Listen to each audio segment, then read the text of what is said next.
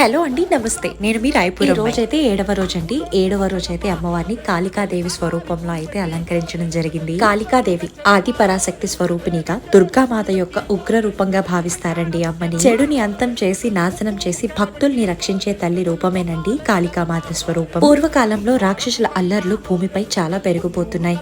అప్పుడు దేవతలు ఋషులు అందరూ భయపడుతూ ఆది పరాశక్తిని ప్రార్థించారు. అప్పుడే దుర్గాదేవి తన ఉగ్ర రూపమైన మాతా కాళికాదేవిగా అవతరించడం జరిగింది.